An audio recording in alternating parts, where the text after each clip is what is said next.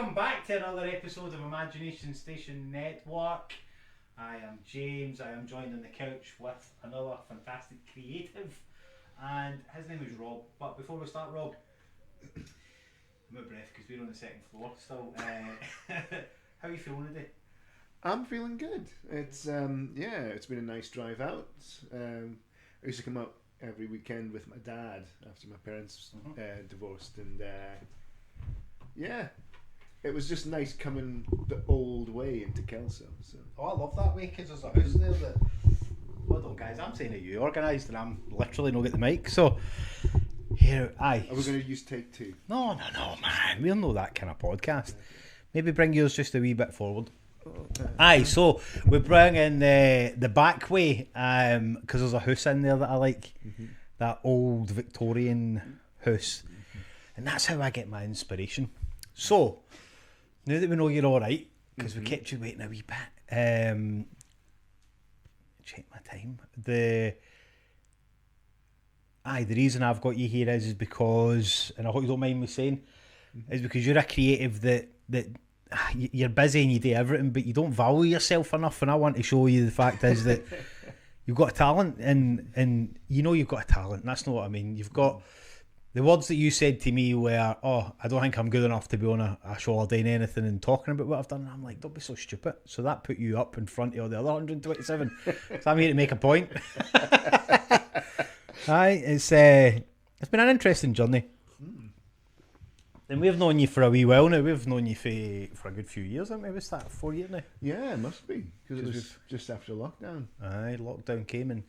So, I'm interested to get started. Normally we don't go straight in, man, but what is it you do? So I'm a playwright and theatre maker. I also write music and songwriting, but primarily playwright and theatre maker. Right.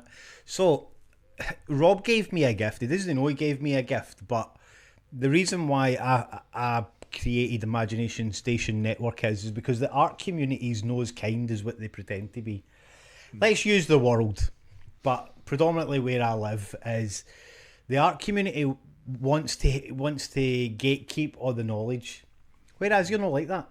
You have shone through a time where, you know, the world isn't nice, and you've gave ideas and you've inspired the Jagger 82 team. So it's nice to be able to have you on the show.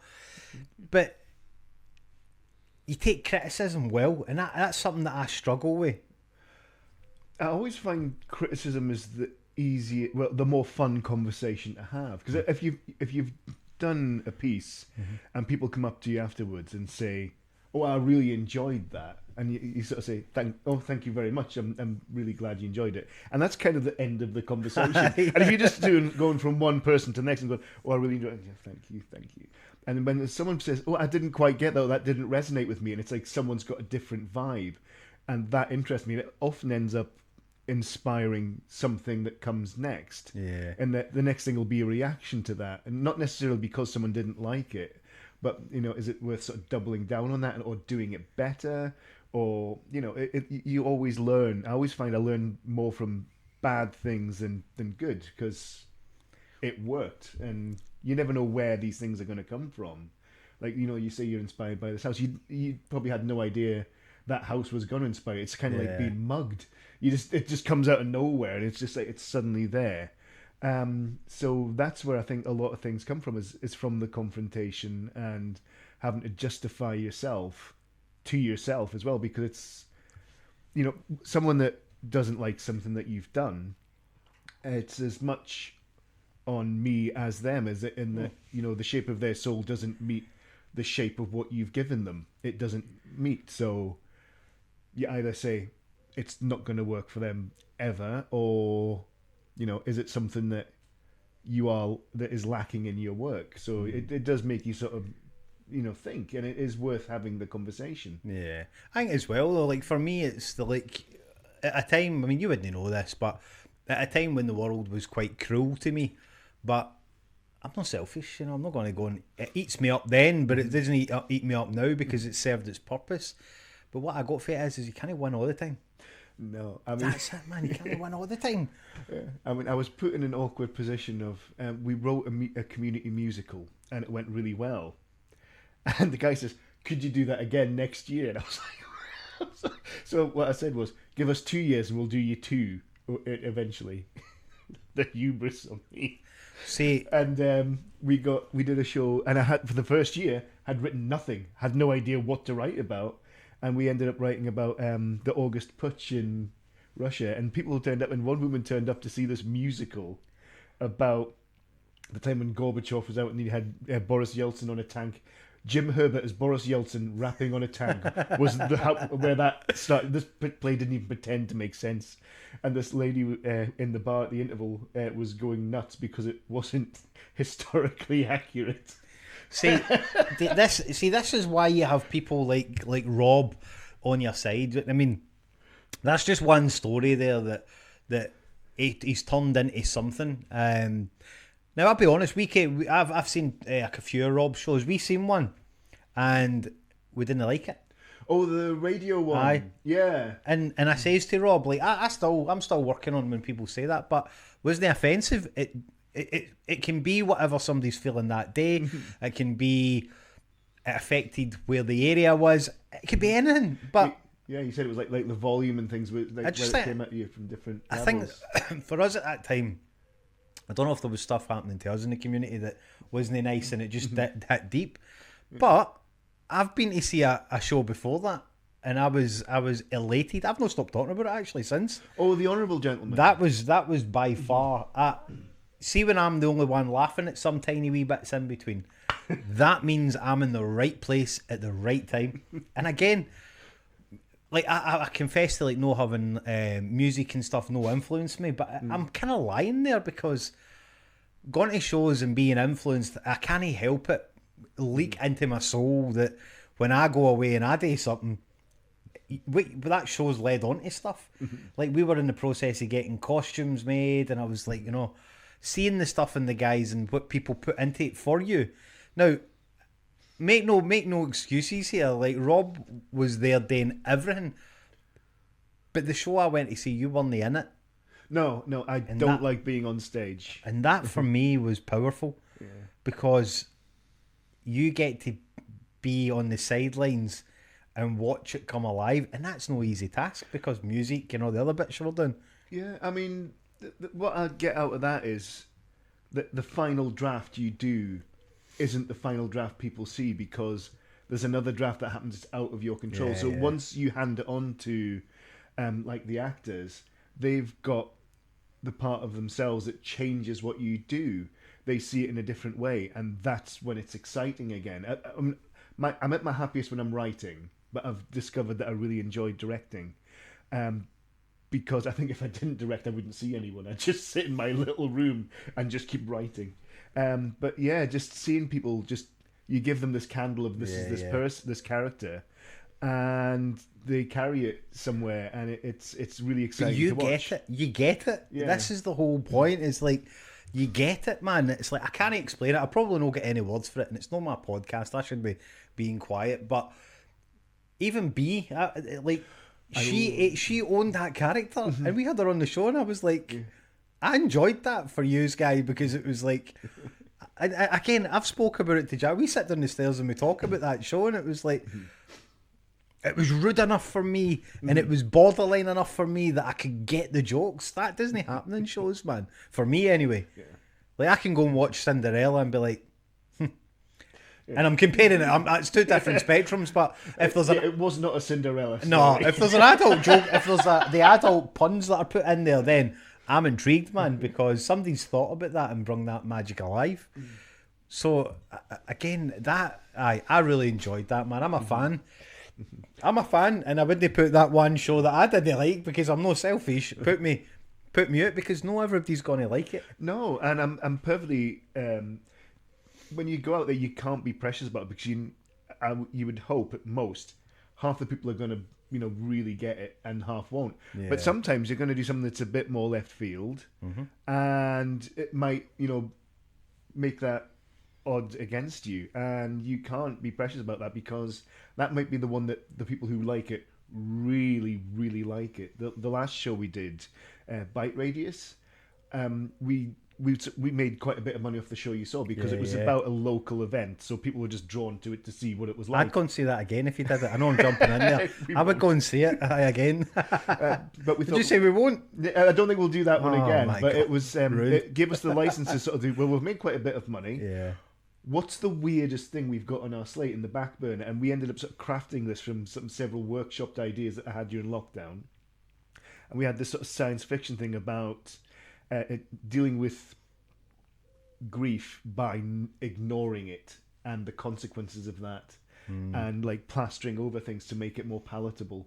And we sort of put a sort of science fiction veneer on it, and a lot of people thought it was like the best thing we've done. Some people really, really took against it, and I prefer our shows like that to the ones where people are go that's fine, and they're kind of just sort of like something that sometimes you've put that out to just do a show that year, and I'm not proud of those, particularly if they've gone down well and people have enjoyed them. It's nice that people have just had a nice night out, but sometimes I like to give people a bit more, and the risk is that you will find that some people just do not react well to it.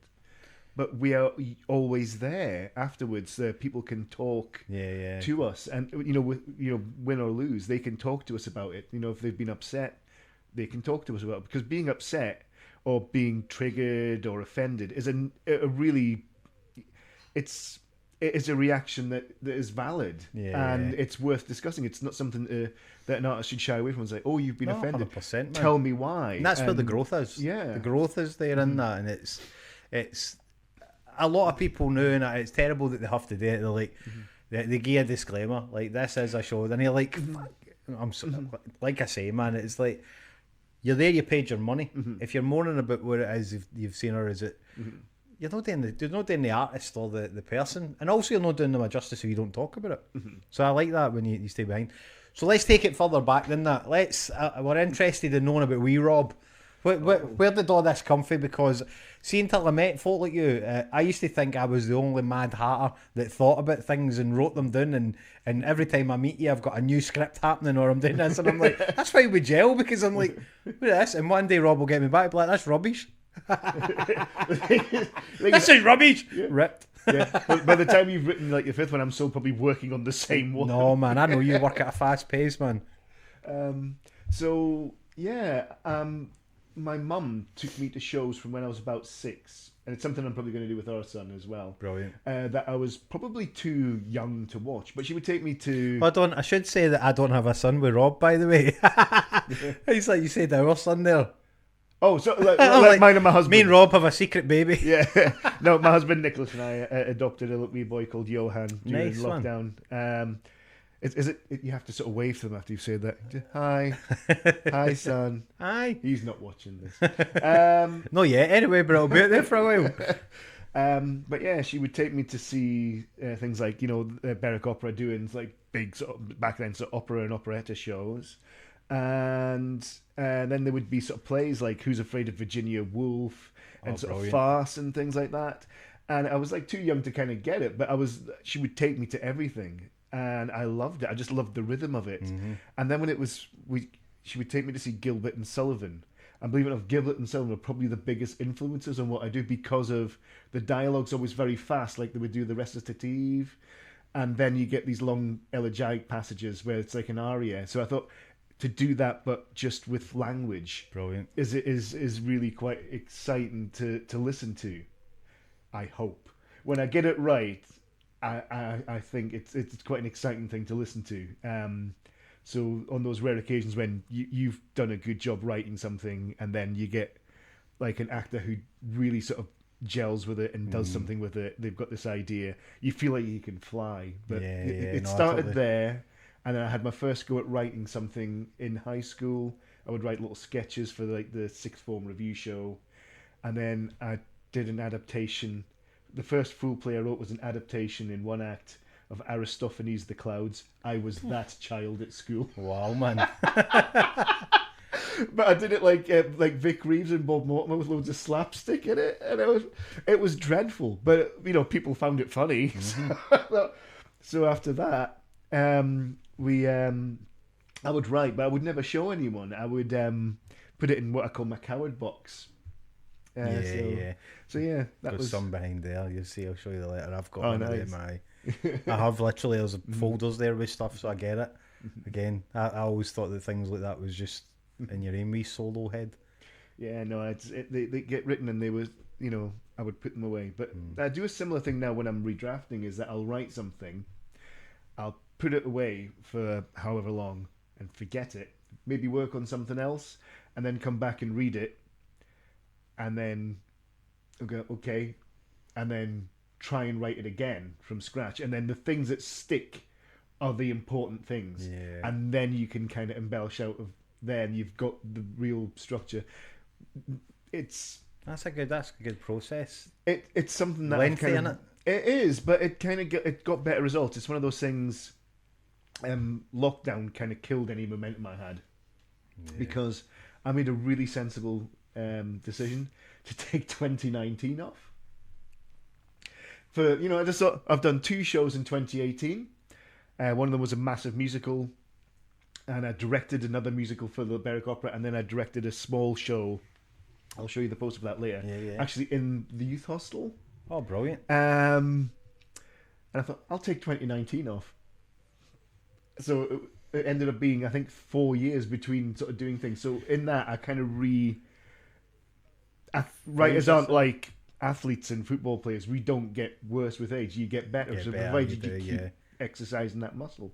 So I just did lots of exercise. I read loads of things, got inspired, got to read new people. I think that delivery people from all these sort of bookshops around the town that were like posting things out.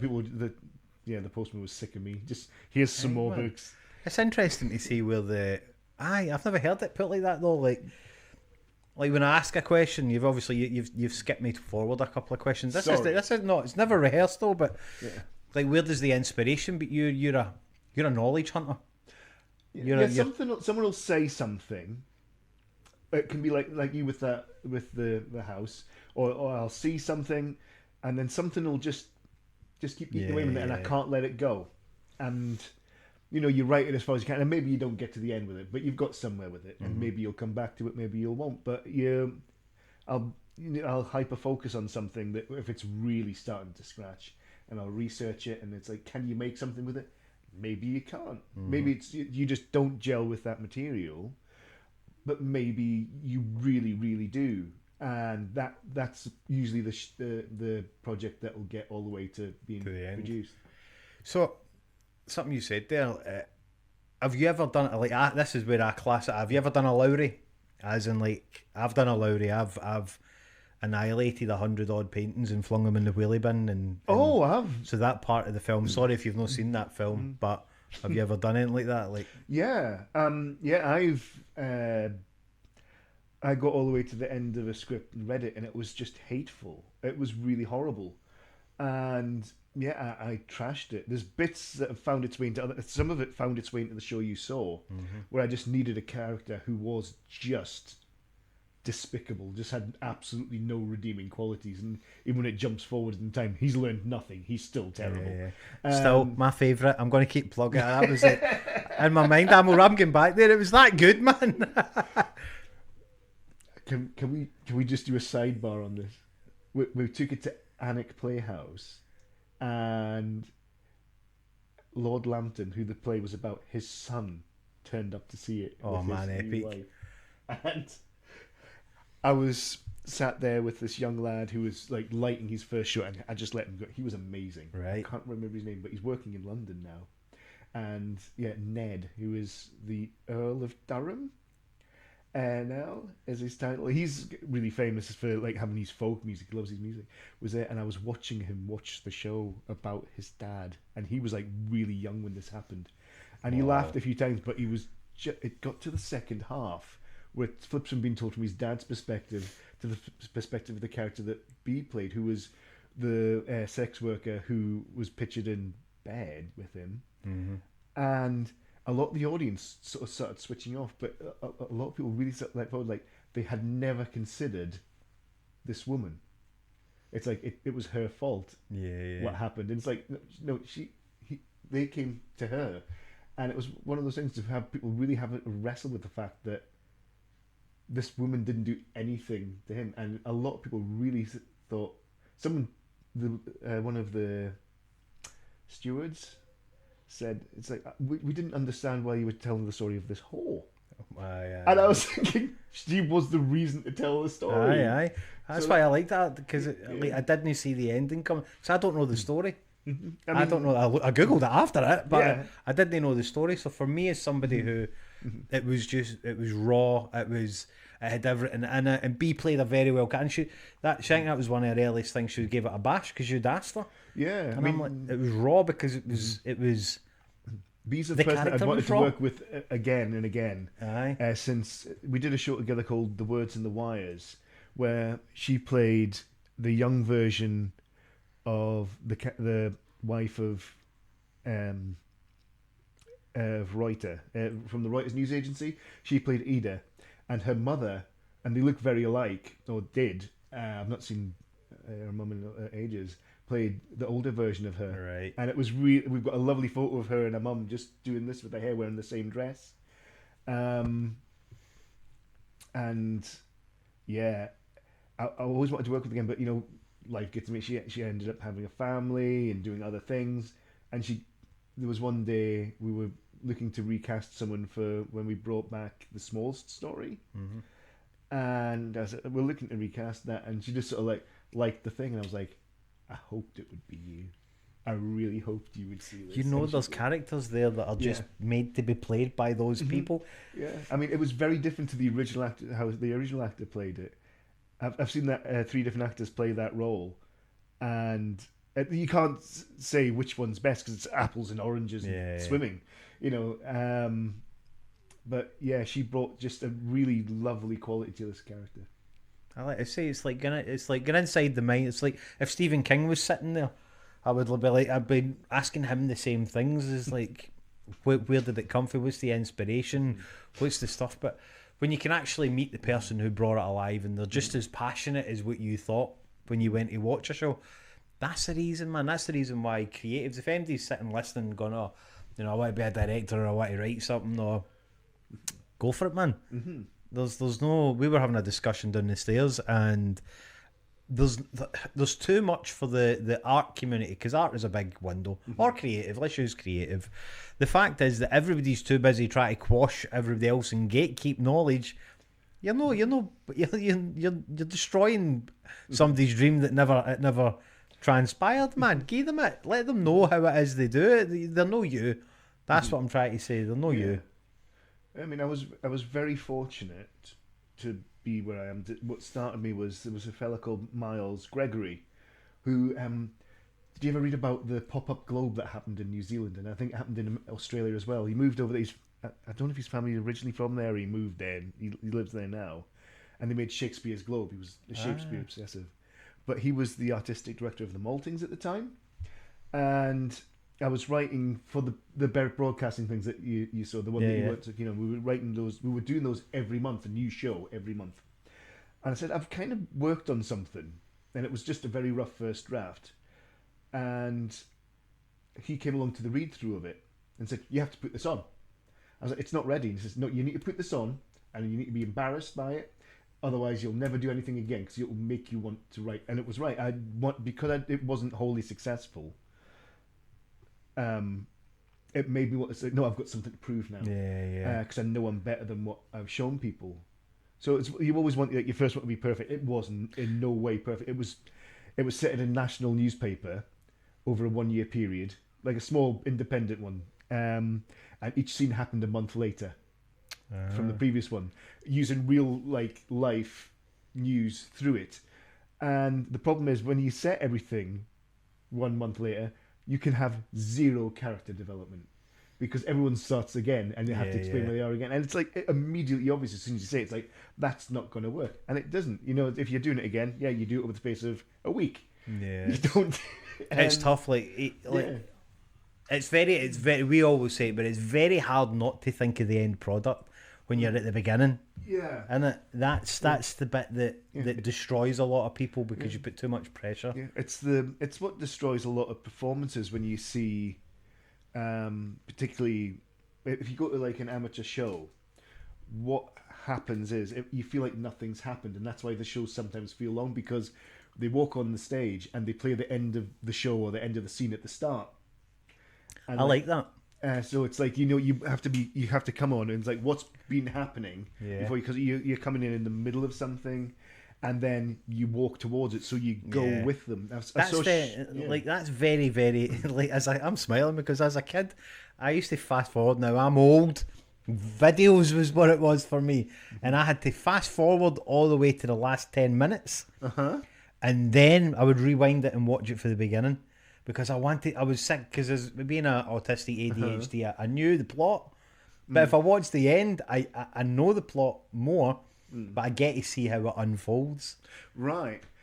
You see, I very rarely tell a show in linear order. Yeah. And I think it's largely due to the way that I think. I'll tell you it in emotional order, where I'll take a little sidebar like I've been doing with you, where there's no linear sort of thing to it. No, they can't with me, man. Zigzag. But, yeah, I'll tell you in emotional order, where I'll start in a place where it feels like a natural place to start.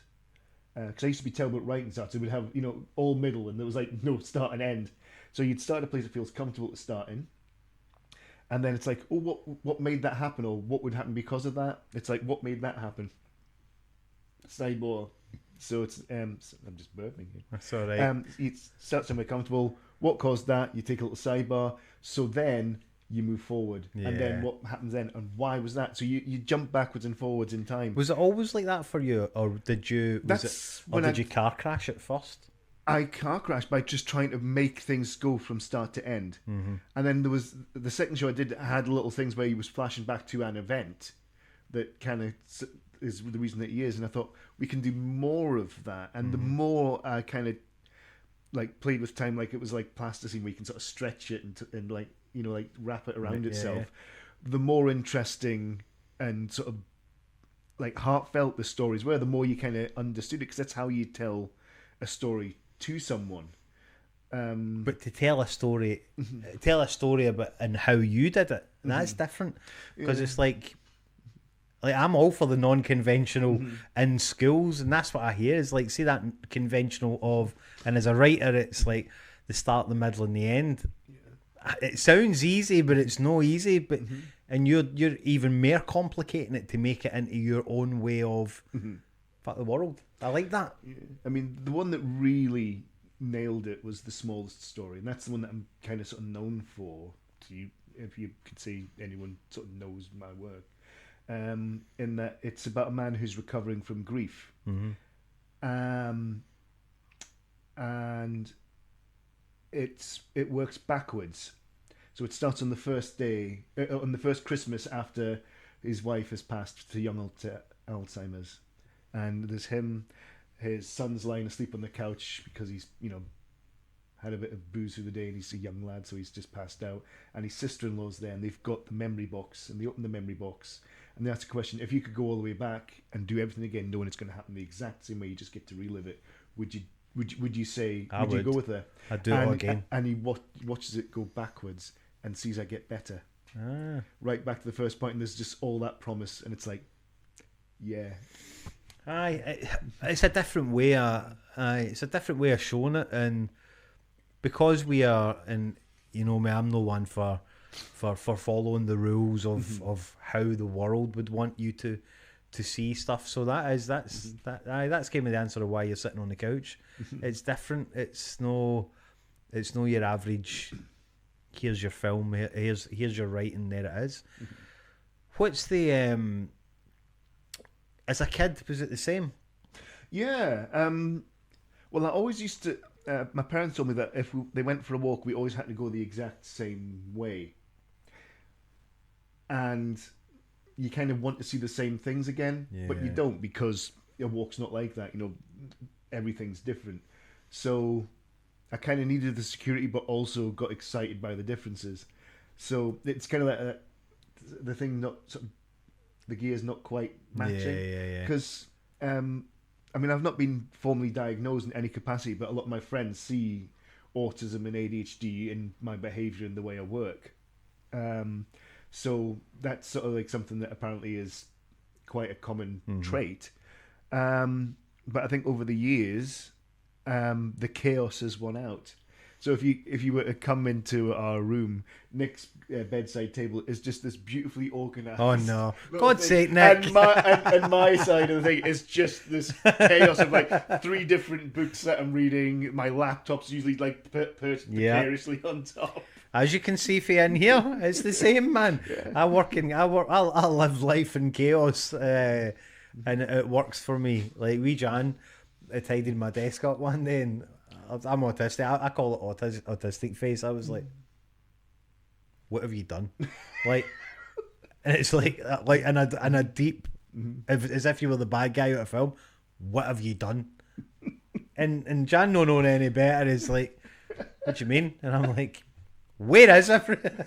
And then you start trying to unpick it and thinking, and she was just trying to tidy up. But that's what it's like, that whole chaos. But when it gets to the thing that you're doing, like writing, different story then, I imagine. I mean, before I start to actually sit down and actually write, I will tidy my desk and then let it get its new That's weird you say force that. of chaos. So it's like this is the start of something new, and you build the new power. You've just said the exact words that I said to wee Jan before I came up here. I was like, I'm going to tidy up one of my desks, no the one that, because it needs to be a tidy desk as such, so that you can see where you're going in it, because it can be there's too many projects as such, and that's what I'd said this morning, is like there's too many projects. I need to slow it and small it. So what would you class your job title as such? What is it? I'm intrigued, so that people can start googling and finding out and stuff. I would say theatre maker probably is the main sort of thing that would cover everything I do, but I do love the writing the most. Theatre maker, I like that. So it does mean that you do write, you do get direct, and then with the direction you get to work with, like, your set and designers and costume people, and so you kind of just get to have a conversation with all the other people, and everyone you pull everyone in the same direction. I've got a friend called Jennifer Wood, who I've known since school, and she does a lot of like sort of set decorating and properties. So like all the props are amazing, brilliant. The costume colours and things are great. Karen Page as well comes along for particularly if it's something historical, will come along and just absolutely nail the period of something, but also it's not just that, it's got a style to it that's something modern. So for the show I was talking about Reuters, the idea was that they were going to look like crows on a line, so they had the big sort of Georgian sort of and Edwardian coats, masks, but they would have skinny trousers but short, so you could see their socks. Right. So it was kind of like, so they had like this sort of crow-like thing sort of standing on a line was the idea, and it was really fun to sort of make that. And it's like having a vision. You're a visionary. It's not many people have that skill. The more I interview people, and the more I have conversations with them, not everybody's got that visionary. Not everybody's got a vision that they can see, but let alone that, bring it to life, man. Yeah, I mean, it's kind of is like getting to do the final draft, like I was talking about earlier, where the actors take on board. You get to be a part of it when I do it this way, which is nice. And then that means if you go and see someone else do the project, a fella called David Lumge directed a version of The Smallest Story down in London, and they had it in this very abstract sort of space where there was like netting hung from the roof, like you were under the sea with pages of the book up above them, and there was just a single chair, and it was like, this is so different to how we did it. And it was just getting to see like other people do their final draft of it is really exciting. Was that young lad you were talking, was that Morgan that was your actor? Morgan, because he's away to London, wee Morgan Flynn. Morgan. No, David studied. The boy that was in your one, and I know I'm ADHD jumping through everything. The young lad you said that came and did the show in Anik. No. He's a phenomenal wee actor. He is. He's very good. So he is. And he's getting better as well, which is exciting. He's always growing, looking for opportunities to grow. Like, see, even that, what I've just said there, like, do you see somebody and think, they're a character? Do you see it? I never write for people. Yeah. But then I see as like, a potential for where that person could go in someone when they. Oh God, that could have been worded so much. I'm better. going to use that as the initial. I'm putting that as the initial podcast. That'll bring thousands of people here. But you can see how something can develop in another person's sort of soul, and they can, take it somewhere really interesting. And particularly if it's against type of what you've seen someone do before, but you see a little spark of it somewhere in something they've done. It's like, I'd like to see more of that. Yeah, the reason I ask is because a lot of people, they don't know they can until they're given an opportunity. Mm-hmm. I'm all about showing people what they can achieve in their own terms, myself included. It's like this didn't exist just merely because I walked in here and everything was here. It exists because I took a punt on myself, and through if you watched any of the podcasts, like all the way through it, I'm like, there's an element of risk, and like people take risks on other people as well as themselves. It's fascinating, man, that it's a different style of how I imagined you writing, and that's what I mean. You don't gatekeep. There's no gatekeeping to what you're doing. You're an honest guy who's just putting his stuff out there. Whether people like it or not, that needs to be irrelevant until it's relevant, if that makes sense, because we have to deal with criticism, we have to deal with not everybody liking it. But hey, the truth is they've paid their money, like I did, and it's like, you've paid your money and I accepted it. And knowing that I'm going to go and see another show and it'll be different.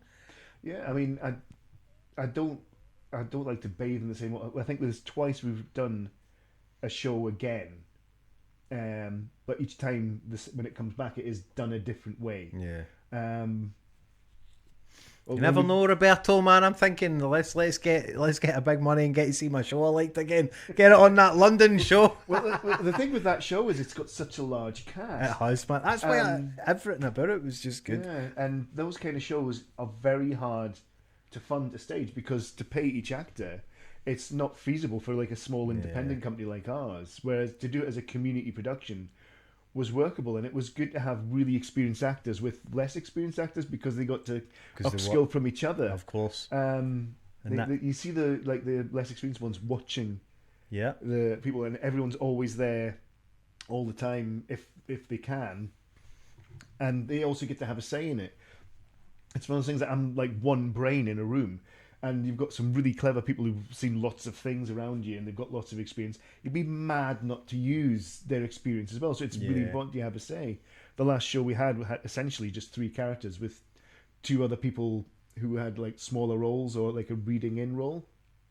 But they were all there and they would sort of have a say in the scene. It's like, oh, would you think it'd be worth trying it that way? Mm-hmm. You throw it to the actor and they sort of have a think about it. And 9 times out of 10, they would give it a go. But the fact is, that's what separates you for these other. Try not to judge her. You can't be human and know. Mm-hmm. But I try not to judge people. But that's what separates you from other people. I'm a watcher. I'm a seer. I'm a listener. Or I'm inspired. I was inspired by your show. I was inspired by the one I didn't necessarily me personally like. But that's what I mean. Like you came on this show. You don't know what's happening, what you're going to say or what you're going to do. What you are and who you are on the moment, on the camera, is a testament to you, and that's why your shows will work, and that's why I watched the people after the show I went to, and people came up, people talking to you, we got to manage to get a wee 2 seconds and have a chat with you, man. That's liberating for somebody like me. Yeah, I never used to do that. I would hide. Oh, I'm a hider as well. Yeah, it's just like, you've seen it try. We like compliments, but we also don't like them at the same time. Yeah, if people are just being nice to me, I'm suspicious of people being very positive. Yeah, I've discovered things to say to people. If I've been to see a show, particularly if a friend's been involved, and you see them afterwards, it was that was a really interesting artistic choice you made. It's like, I would never have thought of that. And it's a really kind way of thinking. It's like, that just didn't work for me. And look at the show we went to see. The what's his name? And I waited and got a signed CD. Oh, Under Milkwood. That was great, man. That is the show I've seen. I've seen that particular show, I think, 4 times. Wow. I love Under Milkwood. I just love that it's like being sung to. Mm-hmm. And yeah, Dylan Thomas is a real inspiration, particularly that work. I think he's absolutely wonderful. We went to his boathouse in Larne in Wales when we were Nice. on holiday, Nick and I. And we were asking everyone in Wales, saying, "Oh yeah, we're looking forward to tomorrow because we're going to Lochcarron." Where I think just in my head, just singing, "That's how it works." No, it's Larne. Wales decided, yeah, we're going to have the start and the end of the word, and all the other letters in the middle are just silent letters. And it's just Hey, Wales just messing with the minds of people who aren't Welsh. I've got the CD in my car, man. I listen to it. I've only got 2 CDs between that and The Greatest Showman. Two totally different. I know it's the song. It's the A Million Dreams is what inspired this because it touched my soul. Yeah, I do like the songs from The Greatest Showman. I hate them. Do you not like Hugh Jackman? I really Sorry, hate Hugh. that film. Hugh, Sorry, Hugh. Hugh, if you're watching this, much love, but loved The Fountain, loved Prisoners. A musical about Barnum. Yeah. It's like, really? I know. Aye, if you've done the history, I've been doing a wee rabbit hole with stuff like that. I mean, the songs are great, and I see them used in like pantomimes and little shows, and they're always absolute bangers. But that film is going to age like cod behind a radiator. I cry at movies like that, man. Well, I'm a big cry at a film. I'm always greeting it like a Christmas card, man. I'm always constant, and that's when I know it hit right. And there was a part in, again, I know as if I'll keep plugging it. He's never going to do it again. There was parts in that really hit home for me, in that show that I really loved, man. It was like I was proper in tears at bits because that's a real story for me. I'm a real guy with real life problems. And that was just like a guy who was politician and he had his own problems coming to the door. But the woman who B played, she was the real life with the real life problems. Aye, I'm passionate about stuff that I really like, man. It was it hit home. So, aye, we're nearly there, man. But guys, don't stop watching just yet. We are going to do a wee extra bit because Rob's brung some bits and we're going to do a wee extra footage bit at the end, but we're not quite done yet anyway. That's the beauty of it being my show. We can do whatever we want on it and we can drag it out as long as I want. It's going to be like the Zack Snyder's Justice League of podcasts. James Alexander Gaffney's, aye. It's like, you're an interesting guy, Rob. It's not just one thing though in a writing and a play and taking it from the reverse to the front. It's you. I'm interested. How does Rob step away? Because I know what it's like when you go into the world of writing, you go into the world of acting, you go into the world you bloody live there, and it's like it's hard to come back out. So what do you do if somebody's watching and they're like, I do that. So what does Rob do to get himself out of that world? It is hard because my writing room is in our bedroom in the corner next to the window. I've got my desk. So some days, me writing is like me staring at a blank screen on my computer thinking, you're a piece of shit, and just shutting the thing and climbing into bed. Goodbye, world. But no, I love to go for a walk along the river. I love the sea. I love the beach. A lot of my best ideas, I think, happen at the beach where it's where I always went as a child. So it is like my little comforter blanket. No matter what time of year, I'll take my socks and shoes off, go in the sea. Sometimes I'll swim, and just that noise of water will get me there. Yeah. Or I'll go and do something absolutely daft. I'll go to the swing park with my kid. And that's the best bit about having kids, I think. Actually, have kids, you get an excuse to go to the play park. No excuses for James. He just goes. Yeah, just go. It's great. But yeah, I like to just swing. And just put my hands in the sand. Reminds you of being a kid again, though, doesn't it? Yeah, and it's just like that's simple, that's safe, and it's that noise. That noise. It's always kind of the same. It's why I went to London to do a research and development thing for The Smallest Story, and I couldn't write there because for all this traffic and it's got that same sort of sibilant hissing quality. It's not the same. It's restless. Whereas, for all it's constant, it's soothing. It's like being caressed, and I love that in the sea. That's funny, actually. Like, it's not funny, but when I go to cities, I can never sleep, and I always thought it was the hotels. I've genuinely never thought that it's because of the busyness, and it doesn't mean to say it's like the busy traffic. It could be the busy energy that's on there. Aye, like the static on the telly. Aye, but I'm the same. We are blessed to live in a place like this where the beaches are on the doorstep and you can go. I'm a 5 o'clock in the morning guy. There's nobody there. Oh, you should call me. Aye, you should come, man. 5 o'clock in the morning. I'm sitting on the beach, and where we live has inspired a lot of my stuff, man. And I'll be eternally grateful. It's a special place where Carnage once upon a time lived. And now Calmness lives there. Yeah, I mean, in my head. And in my head as well. Yeah. Carnage and Calmness sometimes lives in there. Yeah. I mean, in my head, that like the plays happen in a place small like that, where something that happens there is huge. Something that if someone's hurt in a small place, it hurts everyone else more because You can they're feel closer it, man. to it. You can feel it. Yeah.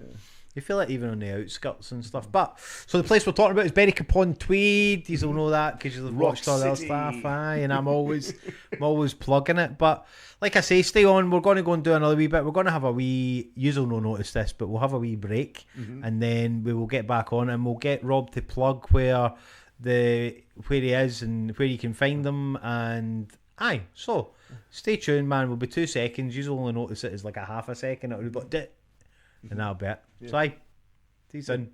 Aye. That's Pippy titted bit. So guys, as I said, welcome back, man. You wouldn't even have noticed that wee James is going to stitch it in. But so this is Rob's an interesting character, so we want to showcase some of your stuff, Rob. Tell us a wee bit more. Let's go in depth. Okay. So what I've brought on a little show and tell. There's not a lot. You can't just sit and watch me write like a play for show and tell. Hurry up. The longest thing. Leave it like that. So- Staring, hurry up. So I brought some posters. So this is the poster from the very first show we did, which was Human Interest Stories, the one I was Yeah. telling you about earlier. And you'll see me just in the background there as a small character. That was the one about the newspaper that went month by month. But on each night of the show, we would add to the final roll. So it brought us right up to that night. So during the run of the show... Whitney Houston died. Oh my God, was and that your fault? Yeah, I did it. No, and we had her obituary come up on the night, and I think some of the audience was like, that was brilliant. news to them. So that was. It's. I think it's an honourable failure. I would call that one. Where are you? Where am I? I'm sure I'm in there. That's me there. Oh my God, man. Hiding away in the background. Yeah, I appeared in the first scene. Nice, And man. then that was me done. The next one. This is the one that we did at the youth hostel. And this was the sort of start of me starting to really sort of mess with form. This one's almost in chronological order. But it's called Hidden in This Room. It happens in the meeting rooms that you use. Oh, and we brilliant. had the middle door open. That's it. And there was a small bit cut out for the performance space in this flat. And some of the audience were in the next room who ended up getting locked in the dark. They thought they were safe through there. But it was sort of our first step into horror. It was about 2 crime scene cleaners. And one day somebody comes back and they meet someone who says they're the son of the murder victim, who turns out to be someone else. That's brilliant, man. So yeah, and Do you have them? Do you have them up in the house? 'Cause I hate to think. we have them in the loo. The Louvre we call that. Yeah. Ian's got a Louvre, hasn't you, Ian? Yeah, Ian's got a Louvre. just in the toilet, which is weird because you go for a loo and there's your friend looking at you. Don't But look. This is Sheehan Denovan, who had just won an acting award at Styges Horror Festival Brilliant. before she came and did the show in this tiny room. Hi, man, and that's the thing. Humble beginnings. You need to still do the shows that you feel you're passionate about. So good honour. Yeah. This one is my favourite thing that's ever happened in one of our shows, where this is the show I was telling you about that works backwards. Right. It's at the point where they're having a dance, and they were dancing to Absolute Beginners by David Bowie, and we had a mix One of my done favourite where songs. all the rhythm vanished and like the lines got further and further apart, and they were dancing, and then he reaches off stage, grabs an umbrella and opens it above them, and all the lights go pink, and all this confetti and petals falls out onto them, and it just stops for a second with this lovely little thing of That's them looking at brilliant, each man. other. Let's see that one. Yeah. So that's my favourite thing that happened, and you just heard little gasps from the audience at that bit, and I was really, really. These are pleased great with that. posters. Like, Yeah. That's actually after that was filmed. The photo was taken at Dunn's Play Festival, which is an amazing thing.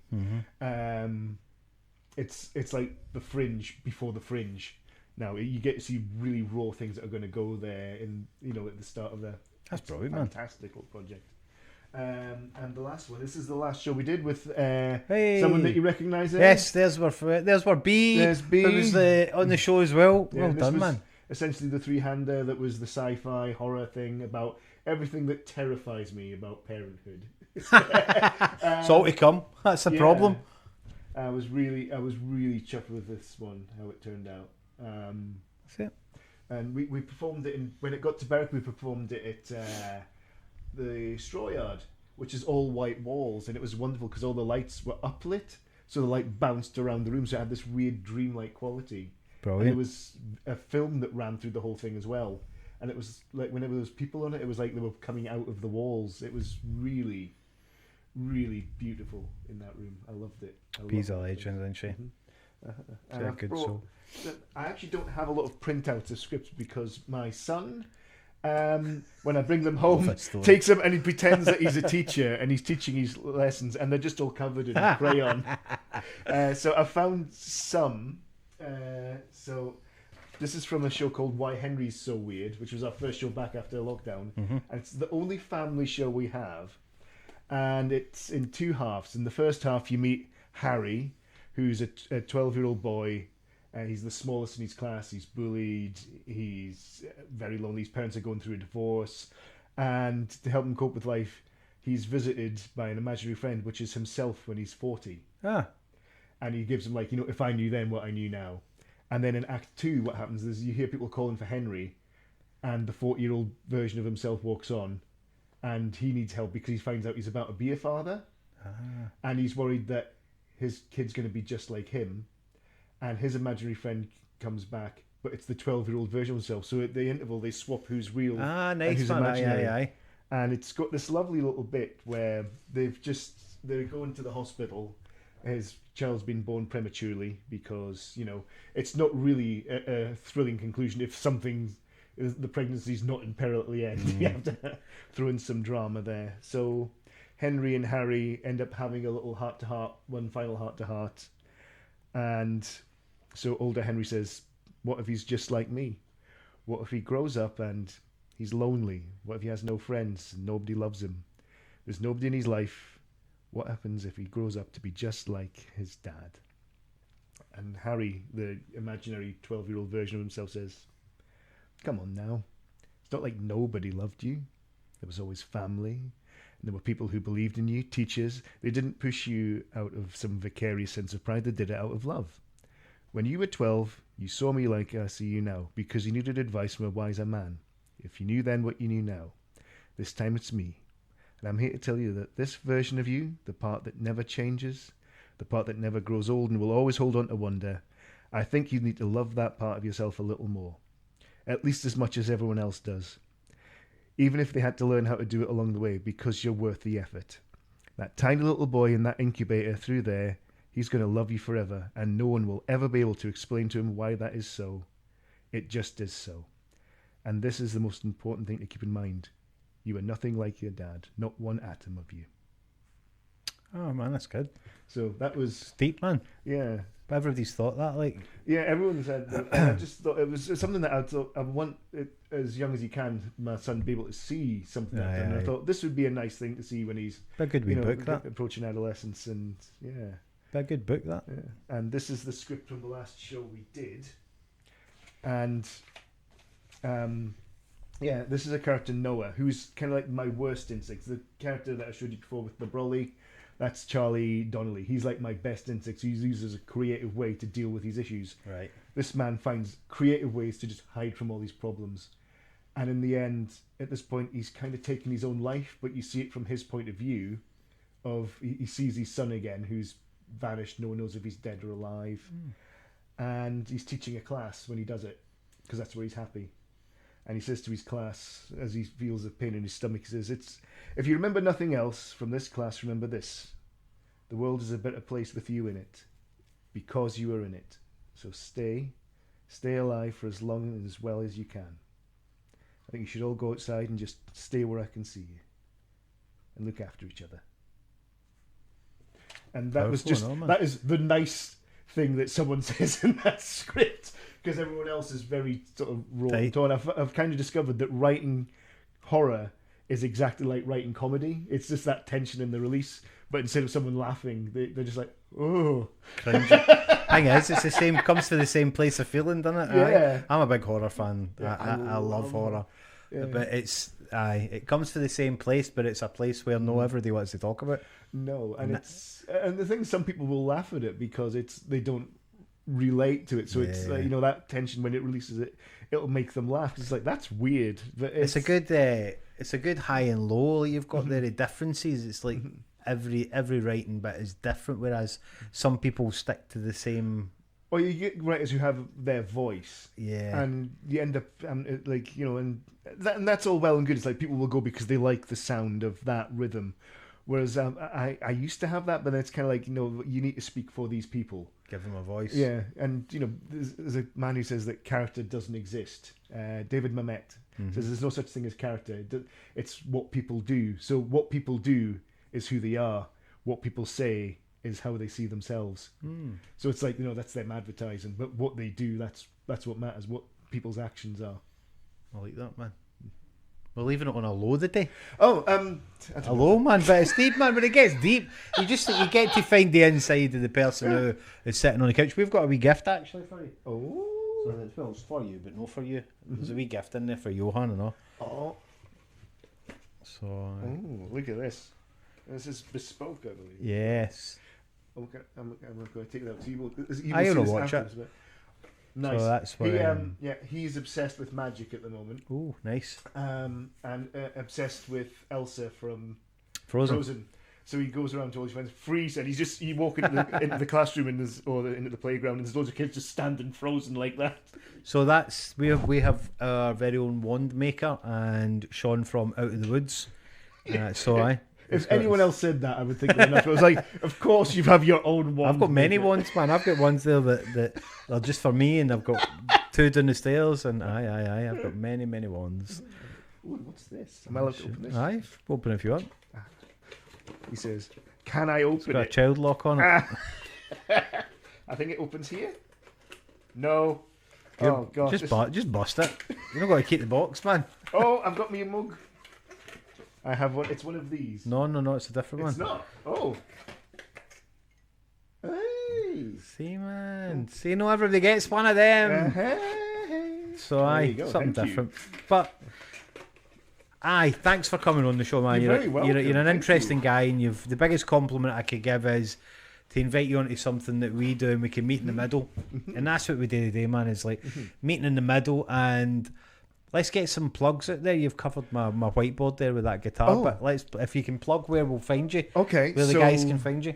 You will find us on Facebook and Instagram under Tideline Runners, and on tidelinerunnerstheatre.com you will find all what you see on there, but with more, and also it's telling you what our shows are going to be next year. Ooh, brilliant. So one of them is a version of Theseus and the Minotaur. Ooh. As a gay psycho horror drama thing.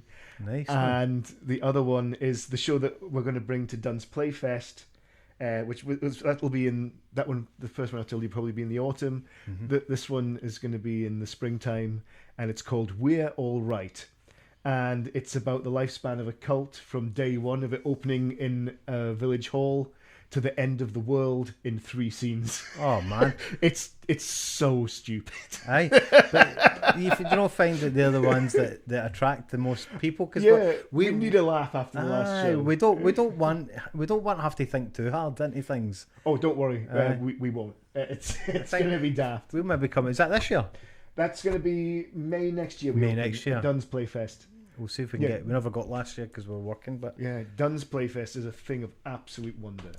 We keep seeing it and we keep getting invited, and it just so happens we've got gigs. But this is filmed in 2025, so we'll have plenty of time to make sure that we'll know. Because that's another thing about creatives: we give all and we leave nothing for ourselves sometimes. So I think that'll let me leave it on that. Have you ever done therapy? And have they done the cup of tea thing? Well, I'm a level 3 counsellor. Oh. So I can listen. So I'm a listener. So I take. I was very resistant to doing therapy. Aye. And I went, and the woman says, "So you're making a cup of tea for your friends, and so describe how you do it." I said, "Well, I'm making it in a teapot because I'm not a monster, and I pour that there, and I let it mask, and I find out who likes this tea the weakest, and I'll make theirs first, and pour it way around, and I'll give them their tea, and maybe some biscuits, and to see what milk's like." And she went, "And where's your cup?"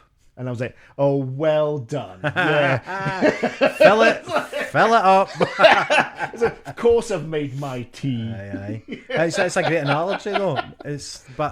And that's like, but all the things you learn about yourself and I like as me and Jan, we done level 2 and level 3 counselling, so I can listen. I'm not a counsellor. I've got level 3 counselling skill. I can listen, and that's enough for me, man. But for me, painting's my counselling. That's where I'm able to paint it away. Somebody's problems, I can paint it away.